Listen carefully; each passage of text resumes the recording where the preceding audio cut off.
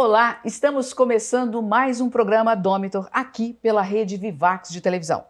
Como a gente sempre gosta de dizer, um programa que tenta trazer para vocês todas as informações possíveis para que você empreenda melhor na sua vida profissional. E quando eu falo empreender, não significa ser empresário, dono de negócio, mas você que é funcionário também precisa empreender dentro da empresa que você está, se você quiser crescer. Hoje eu estou aqui com uma pessoa muito especial, veio direto de Portugal, das terrinhas, para estar com a gente aqui hoje. É o Thiago Barrio Nuevo. Eu rolo toda vez que eu falo o sobrenome dele. Barrio Nuevo. Barrio Nuevo, desculpa, Thiago, Não tem gente. problema. É minha língua que trava. Mas enfim, o Thiago, ele é empreendedor, é gamer e fundador e CEO da Cubo Experience. A Cubo aqui, gente, uma empresa incrível, sensacional, que vocês vão aprender um pouquinho sobre ela hoje. Thiago, né? Eu estou sendo muito íntima aqui. Quem é você, Thiago? Conta pra gente. Bom, eu gosto de falar que eu sou um cara criativo, caótico. Eu vejo a vida desde pequeno como um jogo. Para mim, as coisas são sempre desafios que você tem que enfrentar, experiência que você precisa ganhar. E cada papel que a gente exerce na vida, que eu exerço na vida, é como se fosse um jogo diferente que eu estou jogando. E eu sempre tive papéis que eu gostei de jogar, né? Jogos que eu gostei de jogar e jogos que eu não gostava de jogar. E você saber, e para mim sempre foi uma coisa de entender bem que jogo que eu sou bom, aquele jogo que eu não sou bom, como é que eu posso melhorar. Então eu sou um cara que desde de pequeno, eu acho que eu tenho a veia do empreendedorismo, apesar de ter ficado 15 anos no mundo corporativo. Então, vamos começar com a sua história. Você é formado em quê, Thiago? Qual que é a tua eu sou base formado em acadêmica? administração. Antes da faculdade, eu tinha feito um técnico em plástico. Então, eu era no Senai, eu fiz um técnico em plásticos e isso foi bom para mim porque eu vi que eu não queria ir para o lado da engenharia. Então, eu tive cursos mais técnicos e aquilo mais abrangente da administração. E eu escolhi administração por escolher mesmo, não é aquela coisa de não saber o que fazer e foi para administração. Não. No Senai, ele me deu essa clareza de que eu queria ser mais generalista, entender um pouco mais da empresa como um todo. Fui para administração. Aí fiz o curso por 4 anos e depois fiz um MBA também mais generalista, um Global MBA pela Manchester. E então, assim, minha formação é toda generalista. Não tenho nenhum curso mais especialista ou especializado em alguma coisa específica. Quando você saiu da sua formação, você já foi trabalhar direto em empresas formais? Como é que foi? Eu, no segundo ano de faculdade, eu consegui um estágio numa área de auditoria. E a primeira hora que eu fiz auditoria foi numa área de compras. E eu percebi que eu gostava daquilo que acontecia na área de compras. Então, eu gostava do Gente, processo. o que um cara criativo gosta de área de compra? Me conta. Então, mas sabe que esse é um negócio que eu acho que eu não tinha essa cabeça de ser criativo. Na verdade, eu tinha, mas eu não sabia, né? Eu fui estudar sobre criatividade depois e eu falei, cara, eu já era criativo, só que eu não sabia que era criativo. Eu não tinha clareza do que era ser criativo e do que era ter criatividade. Mas eu gostava da área de compras porque e aí, hoje fazendo as correlações, eu consigo ver que eu podia ser criativo na área de compras, porque a negociação, a preparação para a negociação, apesar de ter processos, eu tinha como, numa hora de uma reunião, de uma negociação, eu conseguia trazer elementos e informações e tirar do repertório que eu tinha argumentações que me ajudavam na negociação. Entendi. Então eu já estava sendo criativo ali, apesar de, na época, não saber que isso era criatividade. E também o termo foi ficando mais discutido por agora, pouco tempo agora, né? Antes criatividade era de criança, né, Thiago? Exato, é isso mesmo. E me conta uma coisa, você foi para qual empresa que você conseguiu, se você puder falar, enfim? Sim. Eu comecei na auditoria na Arteb e depois eu consegui um estágio, 6 meses depois, um estágio na área de compras da BASF, uma indústria Você ficou química. muito tempo na BASF, né? Eu fiquei quase 5 anos na BASF. Eu entrei como estagiário, fui promovido para comprador júnior. E eu comprava, na época, ingredientes ativos para fungicidas, herbicidas. Comprava tolling, então serviços de produção e algumas formulações. E aprendi muito na BASF, assim, a BASF é uma escola de compras mesmo, o pessoal era muito bom, tinha pessoas assim que me ensinaram demais, eu adorei aprender ali, e aí, depois de 5 anos, quis mudar completamente a área onde eu estava, e aí eu fui para a Sky. E aí, como é que foi na Sky? Foi bom também, foi bem legal. Quem era o Thiago da Sky nessa época? Aquele cara que queria atropelar tudo, fazer tudo o mais rápido possível. Eu sempre gostei de entregar resultado. E eu lembro que eu cheguei na Sky e a Sky tinha uma área ainda não crua, mas era menos estruturada do que a BASF. Uhum. Então eu cheguei com aquele conhecimento da BASF, com aquela estrutura que a BASF tinha, e já cheguei mostrando que dava para fazer diferente, que dava para a gente ser um pouco mais estratégico na área de compras. E eu lembro que na Sky, assim, assumi a supervisão na Sky, com 25 anos, eu estava como supervisor da área de compras de produtivas lá, e foi um aprendizado diferente, porque ali eu estava aprendendo a ser líder, que eu nunca tinha sido. Né? Você já tinha feito o MBA nessa época? Não, né? Não. Eu tinha feito alguns cursos da FGV dentro da BASF, que eles entregavam. Então, já tinha tido estudado um pouco mais, mas não tinha feito MBA. Aí, quanto tempo você ficou na Sky? Para onde você foi depois? Sky eu também fiquei, acho que 4, 5 anos. E eu saí da Sky porque eu e a Amanda, minha esposa, a gente já estava não aguentava mais ficar em São Paulo. A gente não queria, a gente perdia 2 horas, 3 horas de trânsito e a gente falou, a gente precisa de uma coisa com mais qualidade de vida. E aí a gente mudou para o interior, para Sumaré, e eu continuei trabalhando na Sky por um tempo, por 3 meses, buscando alguma coisa ali na região de Campinas. E eu fiquei, o tempo que eu tinha de trânsito era quase o mesmo, mas de estrada e morando num lugar que eu tinha muito mais qualidade de vida. Me conta uma coisa, nessa época você estava em qual momento de vontade sua? No sentido assim, você já tinha feito administração, você estava buscando alguns estudos, você estava crescendo no mundo corporativo, evoluindo degrau por degrau, aprendendo, e o que você pensava? Você imaginava virar empreendedor nessa época?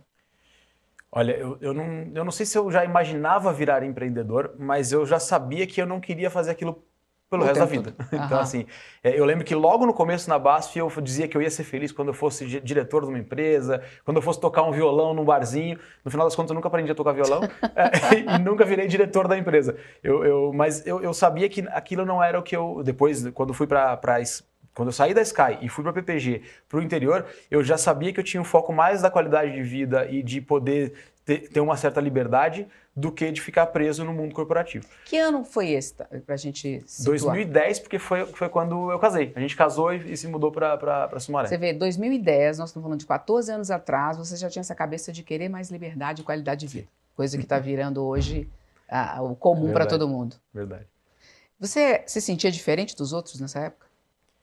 Sim, até muita gente não entendia o movimento que eu tinha feito porque eu saí da Sky como supervisor e eu aceitei o trabalho na PPG como comprador sênior. Então eu voltei um passo, mas eu falei assim, eu vou voltar um passo só hierárquico, mas eu estaria agora trabalhando a 10 minutos de casa com um tempo livre para a família e para curtir, e para conseguir ter uma qualidade de vida mesmo. Então, teve gente que disse assim, mas você está bem na Sky, você está evoluindo. Eu falei, eu sei, mas eu quero algo que me dê um pouco mais de tempo para pensar. Eu acho, vamos parar um pouquinho nesse movimento seu, porque eu acho isso muito importante e muito bacana para quem está nos assistindo. Porque o mundo hoje está fazendo isso. E eu tenho certeza que não é fácil, né? As pessoas pensarem dessa maneira, porque a questão do status e a questão do ego pega muito. Então, hoje, é evidente que eu falo que quando a gente olha para trás, olhar pelo retrovisor é muito fácil. Mas mesmo assim, eu tenho que te fazer essa pergunta. Hoje, você se arrepende desse passo? De jeito nenhum. Em algum momento você se arrependeu de priorizar a família? Não, e eu acho assim, se eu soubesse de tudo que eu sei, eu teria feito antes. Não teria esperado tanto tempo. Bom, algo que mudou completamente a forma como a gente vivia, inclusive. Como é que você enxerga toda a qualificação que você fez, porque você é um cara bem qualificado, e para você, neste momento, no mundo corporativo, como é que você enxergou isso na época? Assim, eu tava bem na Sky também, depois que eu entrei na Sky, na PPG, eu já, depois de um tempo, virei supervisor de novo e assumi uma gerência, fiquei 10 anos na PPG e foi o meu maior tempo de casa, né? Você ficou todo o quê? Uns 17 anos em mundo corporativo, mais né? ou menos isso, sim. Entre estágio e CLT, sim. E aí, quando eu estava quando eu comecei a... Teve alguns gatilhos, né? Primeiro, eu sempre gostei, quando eu falo dos jogos que eu gostava de jogar, né? Eu sempre gostei de jogar futebol, adorava, sempre fui goleiro, tem que ser louco para ser goleiro. Todo mundo fala isso, e eu era aquele cara goleiro, jogava bem, sempre fui goleiro do Senai, fui goleiro da faculdade, fui goleiro das empresas que eu trabalhei, sempre gostei de jogar. E em um dado momento, ainda no começo da Sky, eu machuquei o joelho, rompi o ligamento, e aí esse tempo que eu fiquei até o tempo que eu entrei, que eu fui para a PPG, que eu mudei para o interior, que eu quis mudar de verdade, eu engordei muito, eu cheguei a 120 quilos. E eu falei assim, cara, não dá mais para fazer isso, assim, por mais que... E isso foi uma das coisas, inclusive, que fez a gente tomar a decisão de ir para ter uma qualidade de vida. Porque eu deixei de fazer a fisioterapia porque eu não tinha tempo, o trânsito... Seu deslocamento, tudo, né? Não dava. Então, quando a gente foi para o interior, foi por isso. E a cabeça era de que, assim, eu vou focar nisso, não vou deixar de cumprir com os compromissos da empresa, sempre fui, inclusive... evoluí lá e cheguei à gerência por isso, com a cabeça de entregar resultado, de fazer diferente. Mas, de novo, até então, eu não sabia que o que eu fazia era ser criativo, a forma como eu fazia. Eu simplesmente chegava e eu dizia assim, eu acho que dá para fazer diferente, e eu insistia tentando sempre costurar da forma mais certa possível e mostrando tudo o que estava acontecendo, e a gente chegava em resultados bons, e acho que foi isso. A criatividade já estava lá, mas eu não sabia ainda que era criatividade. Quando você saiu da PPG, você já saiu, já foi para Portugal? Como é que foi? Que hoje, gente, ele mora em Portugal. Ele, a Amanda e a Manu. E a Manu. Né? Tá com 10 anos, 10 é isso? anos agora, fazer 11 agora em janeiro. Legal, legal. E depois ele me contou uma coisa no intervalo aqui sobre a Manu que a gente vai abordar, que eu quero que você conte pro pessoal. Mas quando é que você foi para Portugal? Eu fui para Portugal assim que eu decidi ficar 100% focado na minha empresa. Então você já tinha montado uma empresa? Sim. O que aconteceu? Ali nesse meio esses 10 anos de PPG, eu em algum momento fui fazer um curso de criatividade. Porque eu falei, cara, eu preciso começar a estudar de novo, fazia tempo já que eu não fazia nada, já tinha terminado o MBA já fazia um tempo. Eu falei, eu vou fazer um curso de criatividade. E aí foi quando eu descobri que eu já estava sendo criativo, eu não sabia, e aí eu estruturei e entendi o que era ser criativo. E aí, nesse momento, também começaram os escape rooms no Brasil. E aí, eu e a Amanda, a gente foi jogar um escape. E a hora que a gente saiu de lá, a gente se olhou assim, a gente falou assim, a gente consegue fazer isso para o mundo corporativo. Porque o escape até então, quando chegou, era B2C, era só entretenimento. Explica um pouquinho, não sei se todo mundo que está aqui conhece o que é o escape room, eu acho que é bem legal. O escape room é aquele jogo que você está preso, você vai, entra numa sala que está cenografada, tem uma temática, você tem que conseguir escapar dali, e para escapar você tem que encontrar pista, resolver enigma, colocar senhas. Aqui em São Paulo tem muitas casas que fazem isso, né? Tem várias casas de escape, sim. Caiu bastante na pandemia, depois voltou. E foi no lançamento, na primeira semana no Brasil, eu fui jogar. E aí a gente saiu de lá, eu e a Amanda, a gente falou assim, cara, a gente consegue fazer isso pro mundo corporativo. Fui fazer uma reunião com o gerente, no mesmo dia, com o gerente daquela empresa, com o gerente não, o CEO daquela empresa, o dono, e eu falei para ele, eu quero fazer isso aqui, como é que a gente faz? Ele falou assim, eu vou abrir franquias, e você tá já lá em Campinas, a gente pode abrir uma franquia lá.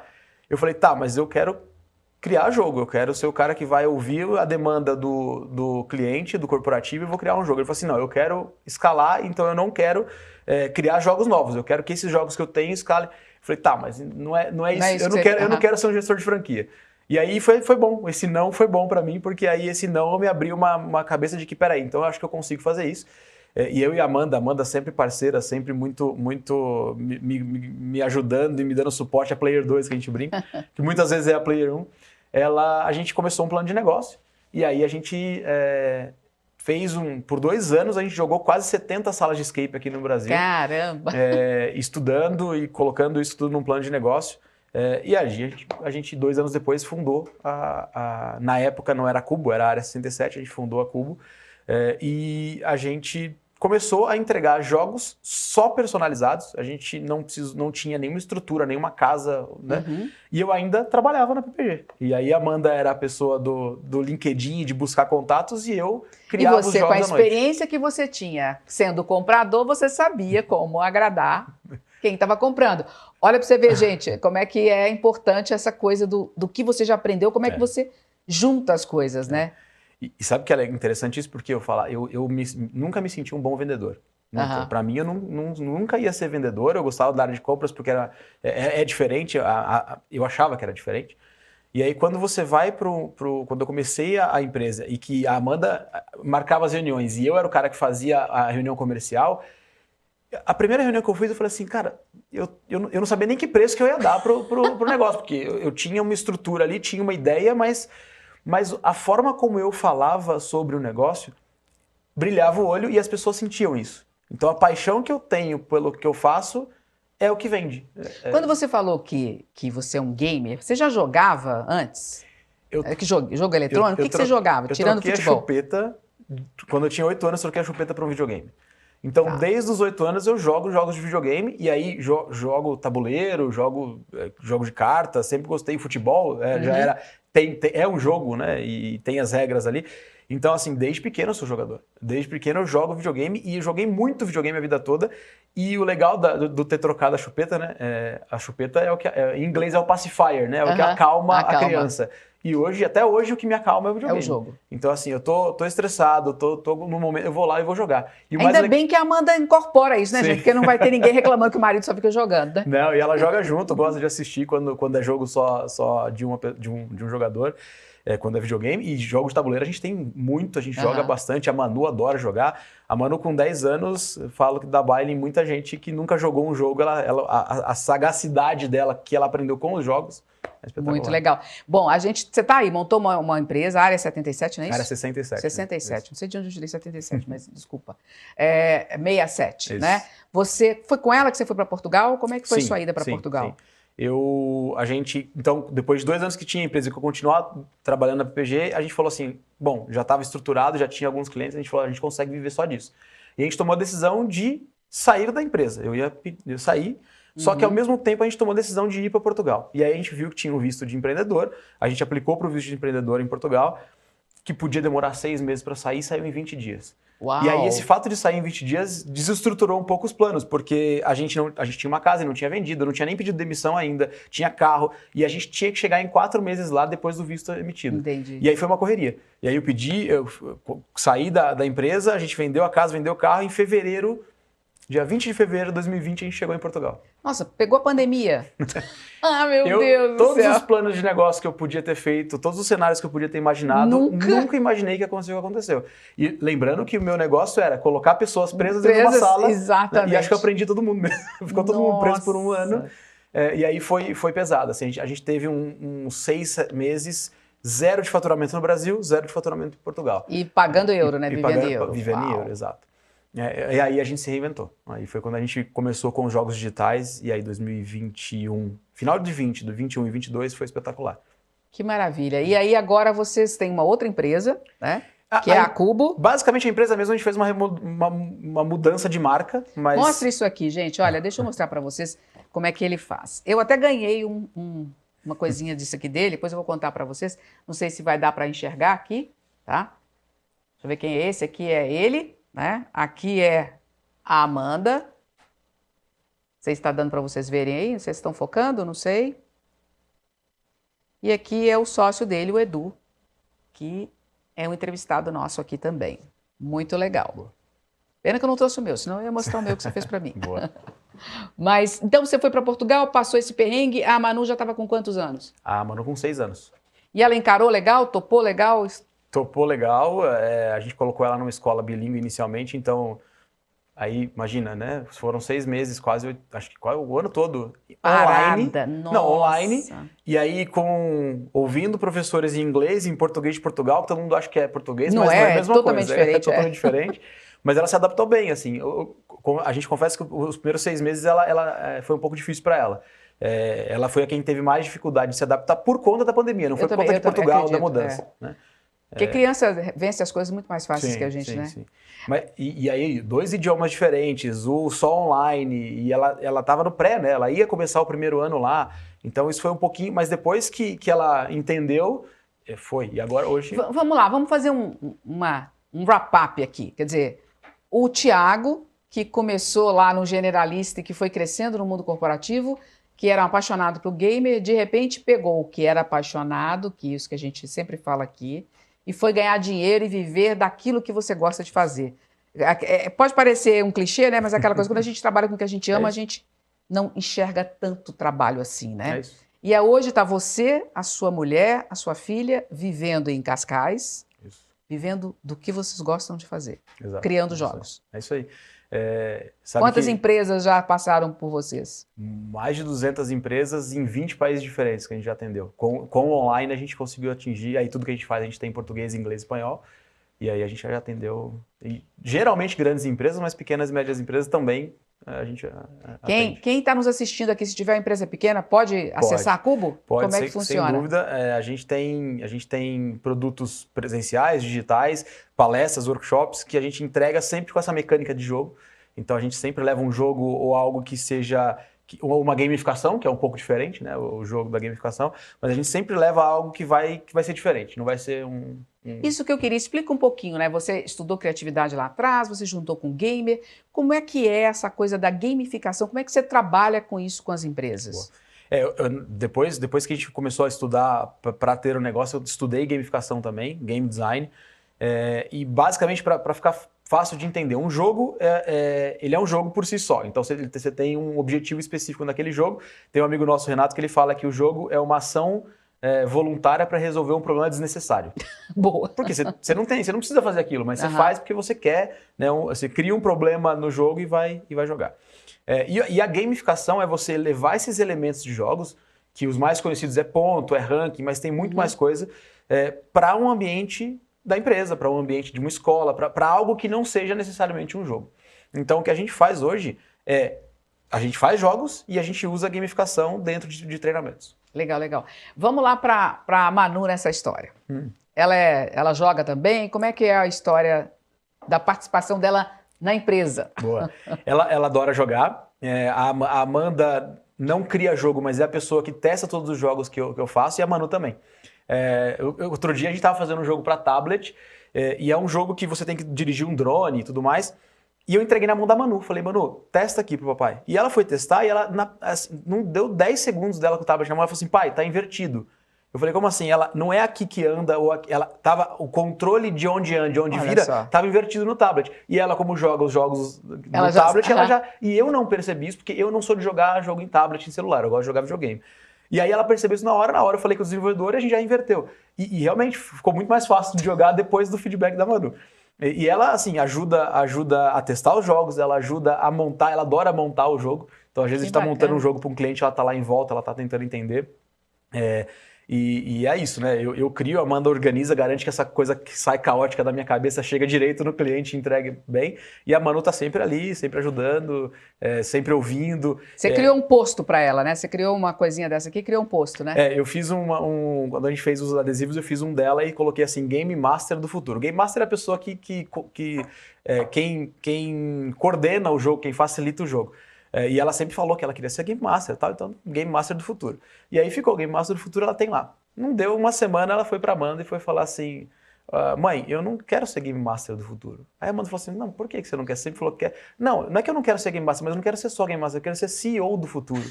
Eu falei, que espetáculo. E aí 10 anos de idade, hein? 10 anos de idade. E aí a gente fez um adesivo dela, CEO do futuro. E o que ela falou pra você? Por que ela quer ser CEO? E aí ela conversando com o Edu, numa reunião online, o Edu perguntou, mas por que você quer ser CEO? Ela falou assim, porque eu quero deixar um legado da família. E aí o Edu perguntou, mas o que é um legado? Eu não sei, aquela coisa de que as pessoas vão lembrar, vão saber o que a gente fez. Eu falei, cara, que legal. 10 anos.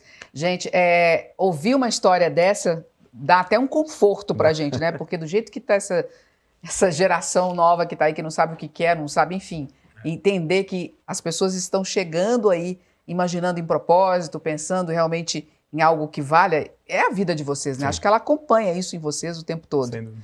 Qual que é o segredo pra gente terminar esse bloco? Qual que é o segredo do relacionamento ficar ok, trabalhando junto? Você, a Amanda, vivendo num país diferente, enfrentando todas as dificuldades que a gente sabe que isso tem, mudando, iniciando uma empresa que de repente cai a pandemia, enfim, como é que vocês sobreviveram a isso tudo? Olha, a gente evoluiu muito como um casal, depois que a gente melhorou muito depois que a gente foi para Portugal, inclusive. Eu acho que a primeira coisa é que a gente sempre foi muito parceiro mesmo. A Amanda sempre foi aquela pessoa de acreditar mais em mim do que eu mesmo, né? Uhum. E que sempre dizia que você consegue, vai dar certo. E o fato da gente conseguir, a gente... Óbvio que a gente tá lá, tá no dia a dia, a gente trabalha hoje home office, trabalha em casa, então tá o dia a dia de trabalho e da família junto. Mas a gente é parceiro, a gente se entende, a gente entende o que cada um é bom. Eu sei que não adianta eu colocar a mão na hora que ela tá mexendo no jogo, porque é ela que sabe fazer aquilo. Então a gente tem papéis definidos, a gente sabe o que as forças e fraquezas de cada um, e a gente a gente se respeita muito, né? Então, acho que é isso, acho que não pode... Se você estiver querendo construir um sonho com alguém que não acredita em você, ou com alguém que tem aquela briga de egos, né? Que um tem que ser... Isso é um problema. E a gente não tem isso, a gente é realmente parceiro. Como é que você separa o momento do trabalho do momento de estar junto, de estar em casa? Às vezes não separa, às vezes tá tudo junto. Às vezes acontece ao mesmo tempo. Mas o que eu acho é a gente... E aí é uma dificuldade que eu tenho, o Du fala, né? Do foco é saber dizer não. Eu tenho um problema sério de dizer não. Então, assim, a Amanda é quem consegue dizer não por mim, muitas vezes. Ela fala assim, não marca essa reunião, não faz isso. A gente reservou e aí a gente vai negociando isso. Eu acho que essa negociação é importante, né? Tem hora que a gente tem que focar mais na empresa, tem hora que a gente vai focar na família. E a gente sabe negociar. A gente se permite negociar. A gente não insiste em algo que é só por ego, só por insistir. A gente negocia e entende o momento certo de cada coisa. E interessante que a Manu está aí o tempo todo vendo essa vida de vocês. Basicamente, ela também participa da empresa. Você falou que você estava numa reunião e ela foi e conversou com o Eduardo, que é seu sócio. Sim. Como é que funciona isso? Ela sabe, ela já pegou a dinâmica de que quando a gente está numa reunião online, às vezes ela aparece lá e ela fala assim, tem alguém de fora? Porque se é o Edu, se é alguém que ela já conhece, ela entra e conversa e ouve, mas ela já entende a dinâmica, ela já sabe, ela pergunta, papai tem reunião até que horas? Ela já entende que tem que esperar até aquela hora se ela tiver aqui, se tiver fazer algo junto.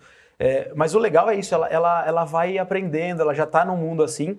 Essa semana que eu não estava lá, a Amanda foi para um evento de networking e a Manu foi junto. E aí, depois que acabou, a gente se ligou e eu falei, o que você estava fazendo hoje? Papai, eu fui fazer networking de crianças.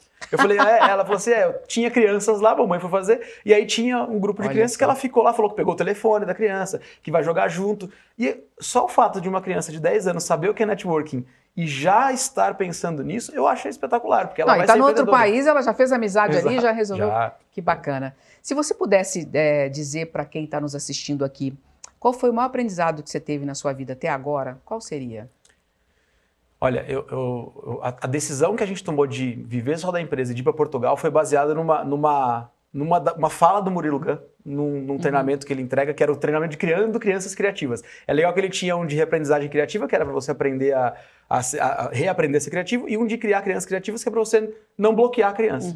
E nesse de Criando Crianças Criativas, ele falou uma frase, estava eu e a Amanda no carro, chegando para buscar a Manu na escola, e a frase foi assim, a gente toma muitas decisões com base no medo. E existe uma régua, né? Aquilo que te afasta do medo e aquilo que te aproxima daquilo que você ama.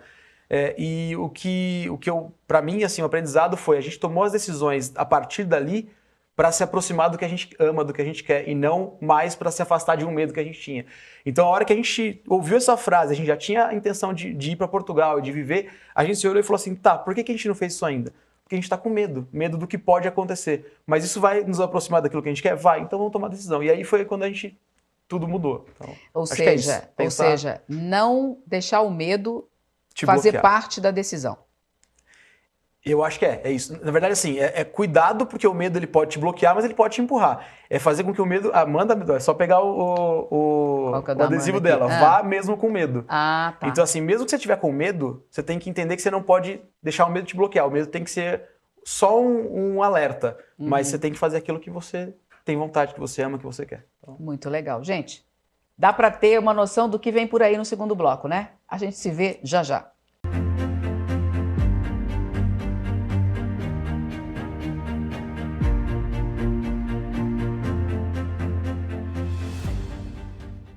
Oi, gente, aqui é a Vivi Cirineu e hoje eu vim trazer uma dica para vocês sobre a criança que faz birra. Ai, a birra, gente, não é aquilo que tira a gente do sério, que a gente passa vergonha, que a gente não quer nem sair mais com a criança porque a gente fica desesperado com o que ela vai fazer? Deixa eu te contar uma coisa, birra é uma crise de desregulação emocional. E um dos erros maiores que a gente comete na hora da birra é a gente ficar tentando dar explicação para a criança, tentando mostrar, falar, trazer a razão. Na hora da birra isso não adianta, porque o cérebro dela tá ali, ó, bombando de emoção, de raiva, de frustração e ela não vai te ouvir. A gente precisa aprender a acolher a criança e às vezes esperar a birra passar para a gente conseguir falar alguma coisa com essa criança. Eu sou a Vivian Cirineu, me acompanhe aqui na Vivax TV, onde eu trago muita informação para a gente criar os nossos filhos de uma maneira mais saudável e com menos traumas.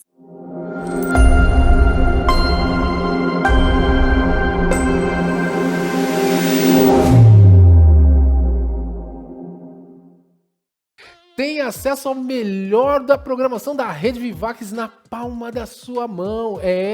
Basta você ir na sua loja virtual, pode ser Android ou iOS, não importa, e baixar esse dispositivo, esse aplicativo que você tem toda a programação para você, para sua família, e não só o meu programa, tá, gente, revisitando, mas eu gostaria que você também assistisse, como toda a programação, os desenhos, o Cine Retrô, tem tanta coisa bacana na palma da sua mão. Rede Vivax, a TV que cabe no seu bolso.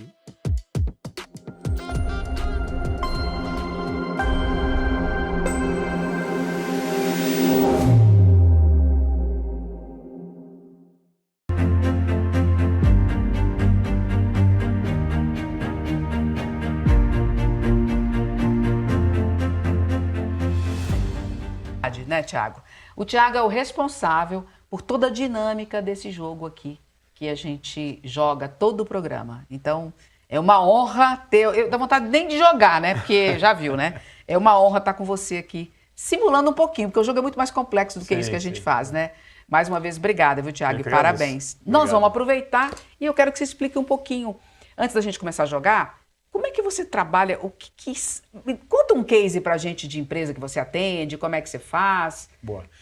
Bom, a gente usa jogos para treinamentos de soft skills, basicamente. E a gente tem jogos físicos, jogos digitais, jogos podem ter realidade virtual, realidade aumentada. A gente tem várias mecânicas diferentes de jogos. E aí o case mais comum que a gente aplica é para team buildings. Então a gente usa muito os jogos, e a gente tem escape room, tem jogo de tabuleiro como esse, tem um outro jogo que o tabuleiro é o ambiente, e aí tem um sentido épico, as pessoas estão no apocalipse zumbi, precisam conseguir sobreviver por 30 dias, e durante o jogo as pessoas vão trabalhar algumas das soft skills que a gente alinhar com o cliente. Então a gente consegue fazer algumas adaptações, mas basicamente quando a gente fala de comunicação, de trabalho em equipe, de empatia, de escuta ativa, de criatividade, de tomada de decisões, liderança, tudo isso a gente consegue colocar dentro do jogo. E aí a gente entende a quantidade de pessoas, quem é o público, qual é o objetivo, entende do contratante, quais são as habilidades, comportamentos e o conteúdo que ele quer trabalhar, e aí a gente cria ou pega um desses jogos que a gente tem prontos e adapta, e aí leva sempre algo que seja prático, que seja divertido, e amarra tudo isso com um debriefing, e aí nesse debriefing é quando conecta mesmo aquilo que... Então, na verdade, o debriefing que você fala é uma palestra depois que você faz a leitura do que aconteceu, é isso? Geralmente a palestra vem antes. A gente faz uma palestra rápida e aí o debriefing, às vezes eu falo, mas muitas vezes as pessoas chegam na conclusão sozinhas, porque elas passaram pela experiência.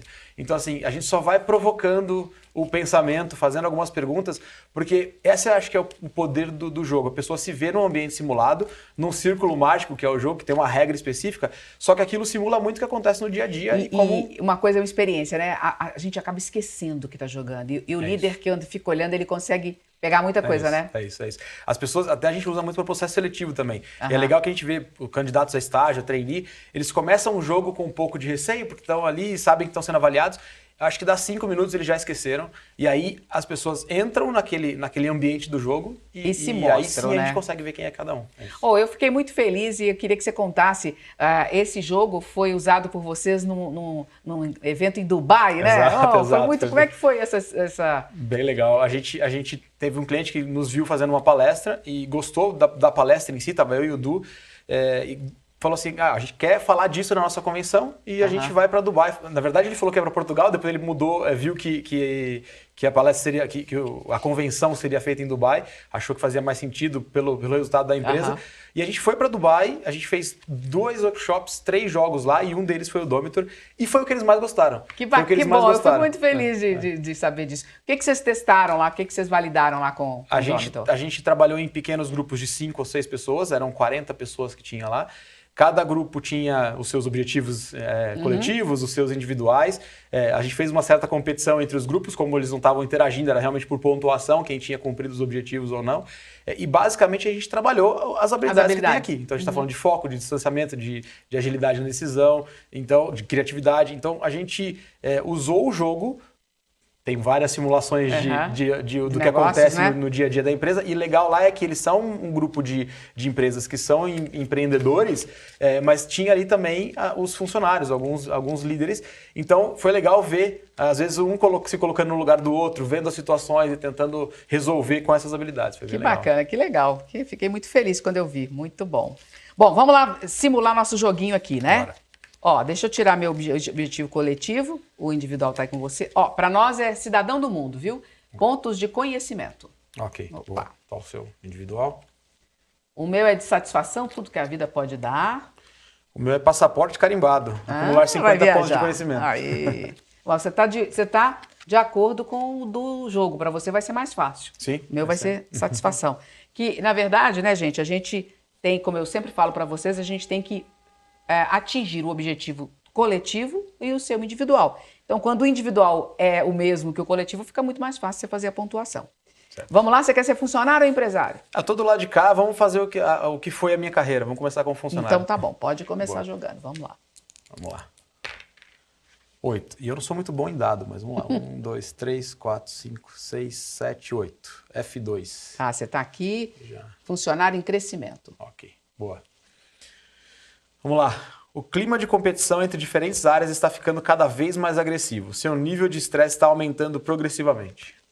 E aí? E aí é só chamar a Cubo para fazer um team building. Boa! Sabe que isso é um dos briefings que a gente mais recebe mesmo. O pessoal competindo, o pessoal não se vendo como time. Um time com o mesmo objetivo.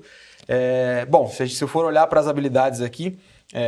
Primeira coisa, a gente sempre leva e fala de criatividade, porque eu acho que a criatividade, para esse pessoal entender como lidar com isso é importante.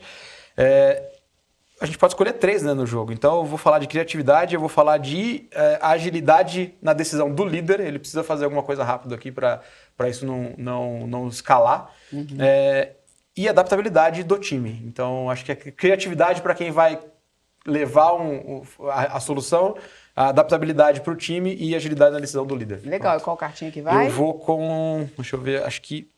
Vamos com essa aqui, ó, visão panorâmica, que dá 19 na soma das 3. Eu acho que essa pode ser. Beleza, vamos lá. Boa. Agora sou eu. Vamos ver o que vai aparecer para mim. Eu tô como empresário, então 7. 1, 2, 3, 4, 5, 6, 7. Hoje eu vou mais devagar. Tô lá no primeiro. Passa para mim? Aqui. Isso. Epa. Obrigada. Olha... Repentinamente, o sócio investidor desistiu de apoiar a sua startup de tecnologia. Você ainda tem passagens e estadia já compradas para passar 10 dias no Vale do Silício. Maravilha, isso é uma grande possibilidade de acontecer, né, enquanto você está tentando empreender. Sim. Vamos lá, o que eu vou fazer? Primeiro, né? Primeiro, muito distanciamento para eu entender que isso não é o fim do mundo, que eu preciso me adequar e, evidentemente, que eu vou para o Vale do Silício, porque quem sabe lá eu vou conseguir um outro sócio investidor. Então, distanciamento, com certeza, a adaptabilidade aqui, né, que eu acho que são as duas que eu preciso usar e eu acho que essas duas são as mais importantes para mim. Deixa eu ver. Distanciamento que eu tenho aqui.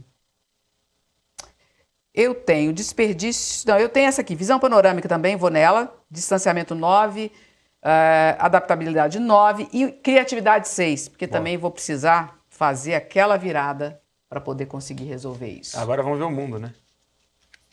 Ó, guerra civil no seu país. O resultado dos níveis de todos os jogadores diminui em 3 pontos. Esse bastante, hein? Você usou visão panorâmica, né? Se alguém tivesse usado visão do futuro, aí estava imune ao efeito. Opa, mas não deu. Não estamos.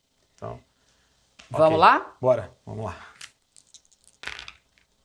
11. Eu vou ficar por aqui um pouco. 1, 2, 3, 4, 5, 6, 7, 8, 9, 10, 11. Vou pro F3 primeiro. Você foi promovido. Boa.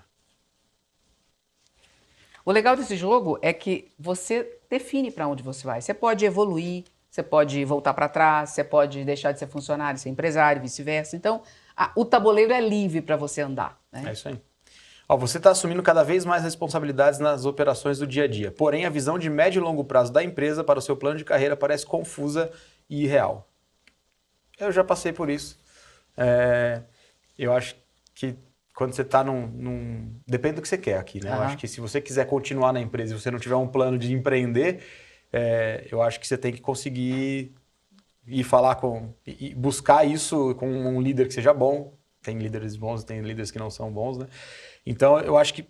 Mas eu vou tentar ir para o lado de que, eu quero empreender agora, então eu não quero... Você não quer continuar. Não vou continuar aqui. Então, o que eu vou precisar fazer é entender como é que eu posso ser criativo para juntar a minha paixão fazer o que você fez, meu né? negócio. Exato. Então, acho que a criatividade, de novo, é importante aqui. Eu acho que tem que ter foco nessa hora. Então, tomar cuidado para não ser criativo e querer fazer muita coisa ao mesmo tempo. Você tem que saber aquilo que vai te fazer bem, para onde você vai. E tomar uma decisão... Não, e uma adaptabilidade, porque se você está ali há muito tempo na empresa e você ainda não foi empreendedor, vai ter que se adaptar a uma visão completamente diferente. E aí eu vou na adaptabilidade, porque tem aqui criatividade 8, adaptabilidade 8 e foco 4. De cintura, então, né? Esse aí E é uma coisa interessante. E é uma coisa interessante, né? Isso que você está falando, porque as pessoas às vezes veem, por exemplo, você está com a Cubo, dando super certo, trabalhando para vários países diferentes, morando em Portugal, que ótimo. Não, mas ninguém vê os perrengues que você passou. Exato. E outra coisa, a questão de você viver 2 anos fazendo as duas coisas. Então, assim, é trabalho, né? Hoje em dia, as pessoas veem só o resultado e acham que tudo é muito rápido, tudo é muito fácil. E aí se frustram e perdem toda a motivação, entre aspas, né? Eu acho que é importante ter resiliência, né? Não tem jeito. A gente vai... É muita coisa que, quando você vai empreender, que você tem que fazer. Que é muita coisa que você não sabia que existia, que você não sabia que ia acontecer, que você apesar de fazer plano de negócio, prever coisas, muita coisa vai acontecer e você tem que ser resiliente, tem que ser adaptável. Eu sei que... já ia falar que eu lembro sempre da gente falar da diferença e realmente não é resiliência, é adaptabilidade. E eu lembro que eu tive muito feedback de que eu era um cara resiliente e depois que eu aprendi com você da diferença, eu falo, eu acho que eu não era resiliente. Eu acho que eu sempre fui adaptável, porque realmente... Porque é engraçado, às vezes a gente fala isso eu gosto muito de reforçar porque a gente vem de um mundo corporativo, né? E o mundo corporativo, ele suga a sua alma. Gente, tá tudo certo. É isso aí. Ninguém aqui tá reclamando, né? É o preço que você paga. E a questão de ser resiliente é uma tradução que veio errada. Hoje, tudo bem, incorporou. Mas quando você fala, você tem que ser resiliente, você tem que aguentar firme, segurar, porque a tua hora vai chegar, não sei o quê. Tá, mas ser resiliente significa que você não muda, você só segura e aguenta. Hoje é impossível você ficar do mesmo jeito. Até 5, 10 anos atrás, ok, mas hoje não. Então, se você estiver sendo resiliente, na minha humilde opinião, você está perdendo muito. Porque você está deixando de crescer, deixando de aprender, deixando de mudar. Né? Então, troque ser resiliente por ser persistente. Lógico, tem que ser constante, né? Sim. Mas vamos mudar, né? Vamos aprender, né? É verdade. 5, vamos lá. Agora eu vou crescer. 1, 2, 3, 4, 5. Minha empresa cresceu um pouquinho, vamos ver. Sua vida pessoal é desafiada por graves questões conjugais e de saúde. Um amigo avalia que você está próximo do burnout e sugere, talvez seja um bom momento para tirar um ano sabático. Bom, eu gosto de falar, se alguém falou que eu estou próximo do burnout é porque eu já devo ter passado dele, né? Então, isso aqui é grave. Eu acho que a gente tem que entender que é grave mesmo. Isso pode deixar, eu como médica vou falar que a saúde mental está muito em moda, mas as pessoas ainda não entendem o quão sério é isso, né? Você pode ficar com sequelas para o resto da sua vida, você de repente pode entrar numa depressão importante, enfim. Então, é muito sério e isso tem que ser tomado. Então, para mim, é decisão imediata, rápida, ágil, eu preciso mudar. E aqui é tanto agilidade na decisão como foco na minha saúde, né? Boa. Então, eu vou de super ágil, porque me dá 8 de foco, me dá 9 de agilidade e também tem criatividade e adaptabilidade com 6. Então, boa. É essa que eu vou usar. Vamos ver o mundo aí? Vamos lá. Mundo, Bull Market. O resultado dos níveis de todos os jogadores aumenta em 1 ponto. Opa! Só não aumenta para quem usou hiperfoco. Nós não usamos, então, ainda bem. Boa. Show. Então, também. Os 3 que nós perdemos, já recuperamos 1. Boa. Vamos lá. 7. Vamos para evoluir para empreendedor. Vai. 1, 2, 3, 4, 5, 6, 7. Vou pro E3. Opa. Este aqui. Vamos lá. A implementação de uma inovação gerou uma redução de 15% nos custos totais da operação principal da empresa. No programa de qualidade total da companhia está previsto bonificações para a área que desenvolvesse projetos com resultados como esse. 2 áreas reivindicam 100% da bonificação, pois cada uma entende ser a única autora da inovação. O diretor de uma das áreas chegou a colocar o cargo à disposição caso seu posicionamento não seja favorável a dele. E aí? E aí que começam os problemas de ter que gerenciar pessoas e egos e um monte de coisa, egos, né? Exato. Então, assim, eu acho que aqui, para a pessoa que é empreendedora aqui, para lidar com isso, eu acho que um pouco de distanciamento, tomar cuidado para não ter preferência de um ou de outro, entender bem. E aí o distanciamento para avaliar a situação de um jeito que seja justa, né? Tem que ser rápido, tem que tomar uma decisão rápida, porque tem um cara querendo sair, se ele for importante para a empresa não pode demorar muito. E eu acho que o foco aqui para resolver o problema e não ficar aumentando, pensar na solução e não ficar aumentando o problema. Então, vamos lá. Então, distanciamento aqui eu tenho 9 com... É difícil. Aqui, ó, esse aqui, ó. Eu vou usar o perseverante. Tá aqui, distanciamento 8, foco 9 e a agilidade 7. Dá uma pontuação bem alta. Esse seria o resiliente. Exato, é isso. Boa, tá, legal. É esse aqui. Deixa eu te aproveitar e te perguntar uma coisa. Você faz, né, tanto game, você faz tanto briefing, você vai a tantas empresas. Você deve ter aprendido, estar aprendendo muito, né? Demais. O que é o maior problema que você vê hoje no mundo corporativo? Eu acho que tem 2 coisas, né? Ainda parece clichê o que eu vou falar, mas ainda acontece, e eu acho que com a pandemia até aumentou mais a questão dos silos nas empresas, né? Porque depois da pandemia, o pessoal trabalhando longe, as pessoas só enxergam aquilo que elas fazem e não conseguem ver o todo. Então, muitas vezes, o principal briefing do cliente é aquele que veio aqui mesmo, que as áreas estão trabalhando individualmente, as pessoas não se conversam, elas não entendem, não têm empatia pelo que o outro vive, e isso é um dos maiores problemas e que a gente tem que levar soluções que simulam isso ao longo do jogo. E é legal que às vezes a gente nem diz que é isso. A gente tem um jogo que é o Sobreviventes, que são 10 equipes, cada equipe tem um objetivo individual e existe um objetivo coletivo. Só que a hora que a gente conta a história do jogo e coloca as pessoas em equipes com o seu objetivo individual, elas por um bom tempo esquecem que existe o coletivo. E o coletivo é condição para ganhar o jogo. Como esse aqui. Se não cumprir o coletivo, não adianta cumprir o individual. E por uns 40 minutos de jogo acontece muito essa coisa de um querer ganhar do outro, até que eles percebem que, peraí, a gente está aqui se degladiando, querendo cada um cumprir o seu objetivo, e a gente não está olhando para o principal, que é o objetivo da empresa. E aí é a hora que as coisas mudam na cabeça, e a partir daquele momento do jogo, tudo flui mais tranquilo. O ponto é que se demoram muito para perceber isso, já não tem muito tempo. E aí é onde entra o caos ali do jogo. Então, eu acho que esse é um dos principais problemas que a gente vê hoje, e a gente precisa garantir que as pessoas estão todas... Você acha que isso tem muito a ver com comunicação? Com liderança? Liderança com certeza, mas com comunicação ou não? Tem a ver com comunicação, mas eu acho que também tem a ver com as pessoas... Eu acho que muito individualizado assim, as coisas. As pessoas... e tudo bem, a comunicação é uma forma de tirar isso. Mas eu acho que as pessoas pensam muito só em si, só na sua área. Elas não têm empatia. Eu acho que uma das coisas que falta é a empatia, de entender que o que eu faço tem interferência no que o outro vai fazer, e o que alguém fez interfere no que eu fiz. Eu só me preocupo com o que ele não fez, que me interfere, e não me preocupo com o que eu faço, que interfere no outro. Eu acho que isso acontece muito e... Você sabe que bom, mesmo no presencial, quando antes da pandemia, isso já acontecia, né? E a gente vê que a grande diferença, pelo menos a experiência que eu tive, é que existem líderes que conseguem fazer com que isso seja mais ameno, com que essa disputa de áreas, né, eu entrego mais resultado do que a área X, Y, Z, seja mais amena. Então, eu estou te perguntando essa questão porque vem muito das pessoas que trazem aqui problemas de liderança, problemas das gerações de hoje, enfim, uma série de coisas. E a gente chega à conclusão de que é sempre o líder, né? Que é sempre a questão batendo no líder. Ser líder não é fácil, né? É verdade. Então... Eu acho que o cuidado é que às vezes você tem um líder bom, mas não adianta ter um, tem que ter os líderes, outros, né? É perfeito. Então aí esse um líder sofre bastante para conseguir... E às vezes nem continua, né? Exato. Ele sai. É, né? é o cara que desiste, que vai para outra... Tá aqui, continua, eu vou no E3, continua aqui. Bom, a principal concorrente fez uma proposta de compra da sua empresa. O valor é igual ao que você esperava. Porém, você acaba de descobrir que o mercado precificou sua empresa pelo dobro do valor proposto.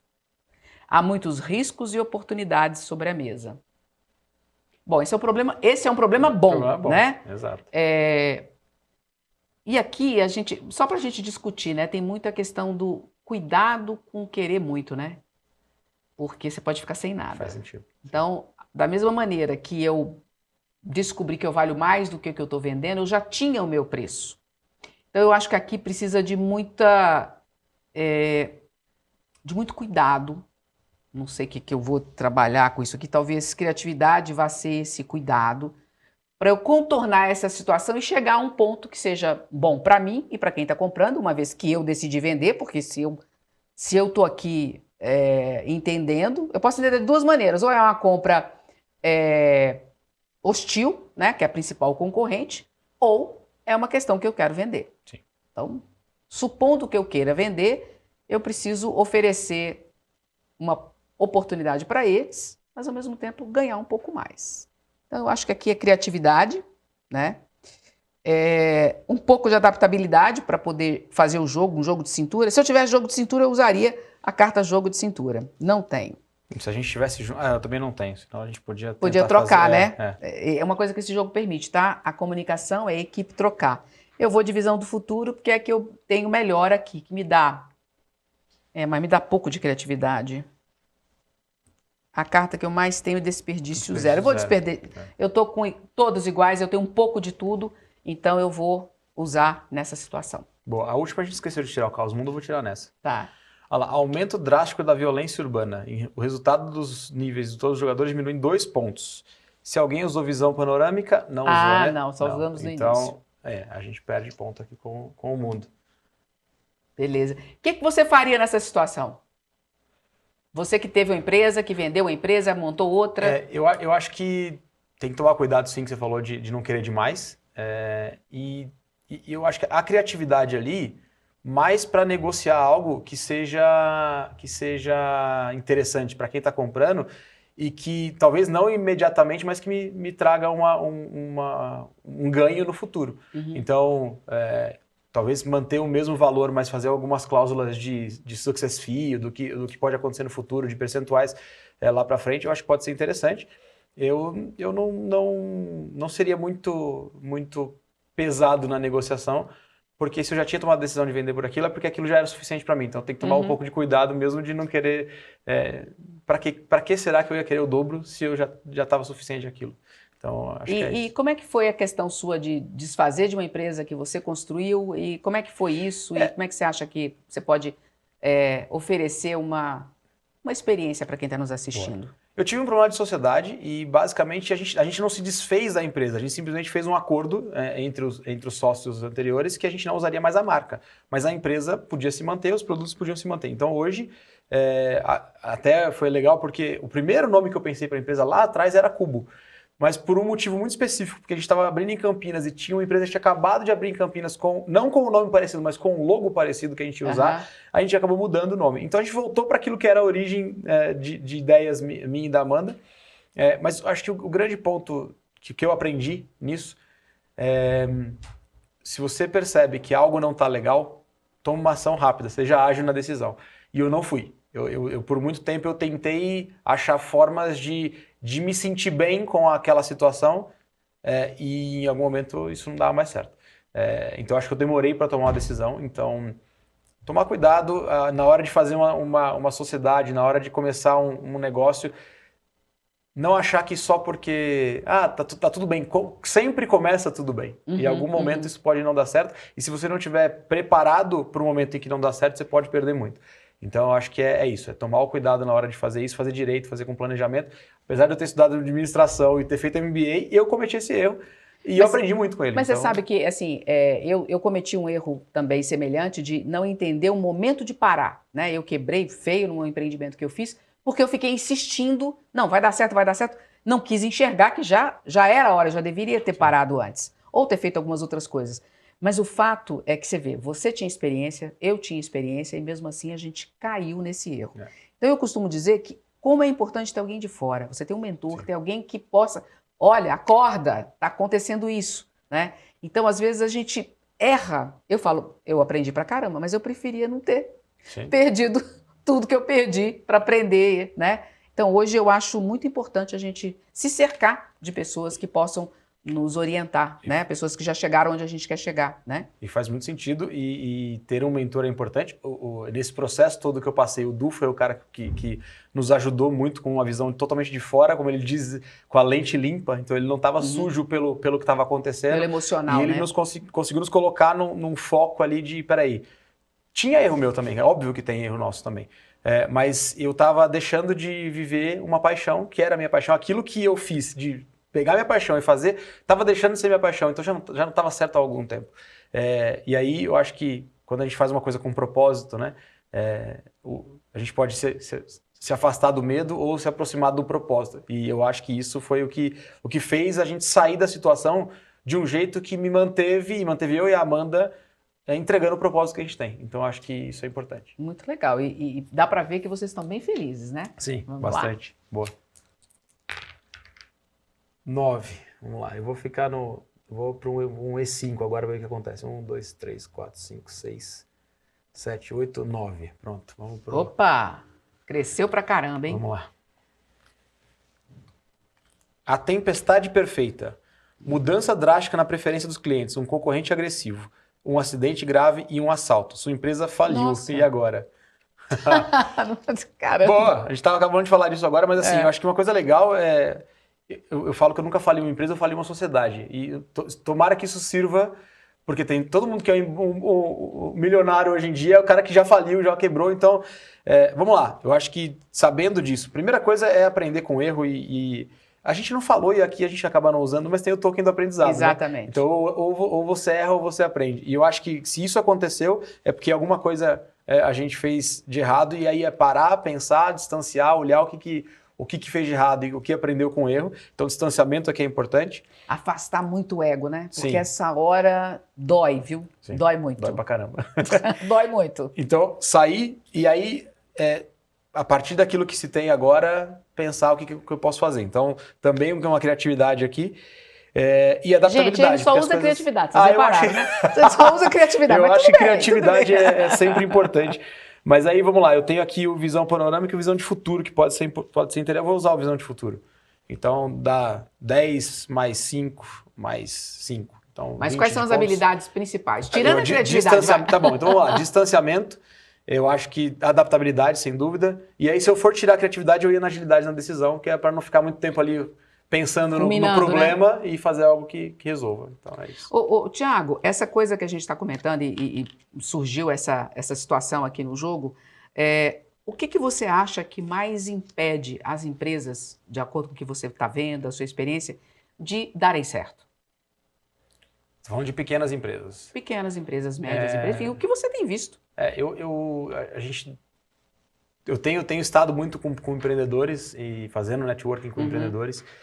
E eu acho que muita gente empreende naquilo que tem a paixão, isso é a parte certa, mas eu acho que falta para essa pessoa uma estruturação. Falta um mentor, falta um estudo, porque muita gente, o cara é técnico, ele gosta de fazer aquilo que ele É a velha exemplo que a gente dá, né? Gosta de cozinhar, abre um restaurante, isso. Né? E aí não tem noção de como administra aquilo.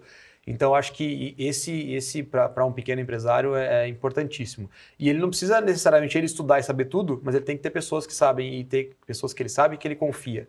E aí, eu acho que isso faz a diferença. Querer empreender sozinho, só porque gosta de cozinhar e fazer um restaurante, não vai dar certo, né? Ele precisa de alguém que... E eu acho que isso é uma coisa boa e que nos ajudou e me ajuda muito, é porque a Amanda...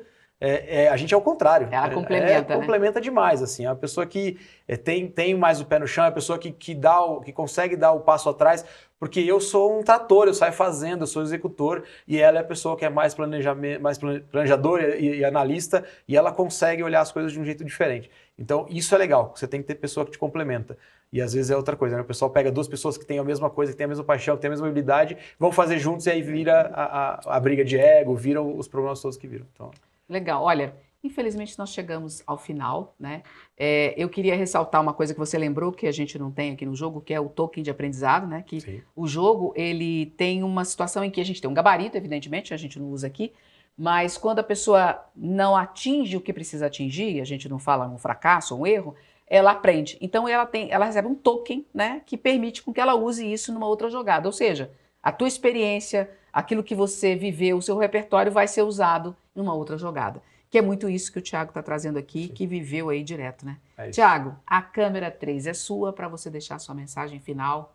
E mais uma vez, muito obrigada pela tua presença direto de Cascais, Portugal, tá aqui com a gente. Eu que agradeço o convite. Eu acho que teve uma coisa que a gente não passou e não falou por aqui, que eu acho que foi muito importante para mim e que todo mundo que está começando uma empresa, quer empreender, precisa pensar, que é o autoconhecimento, que é investir um pouco nisso. Eu demorei 40 anos para descobrir que eu não sou o que eu penso, que meu pensamento não me define.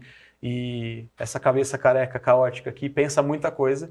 E depois que eu comecei a entender isso, eu melhorei demais a forma como eu lido com as coisas, com os problemas e com tudo na vida. Então, eu acho que para o empreendedor, o cara que quer empreender, alguém que quer começar um negócio, se conheça, estuda, se envolve com pessoas que vão te ajudar, que vão te mentorar, não queira fazer tudo sozinho. E acho que é isso. Muito legal. E eu quero encerrar com a fala que ele trouxe aqui, né? Você não é o que você pensa. Isso é tão verdade e também você precisa conhecer o que os outros pensam de você. Qual que é a imagem que você passa para os outros. Que talvez tenha aí uma grande fortaleza que você nem sabe que você tem. Por hoje o Domitor fica por aqui. Eu te vejo no próximo. Até lá.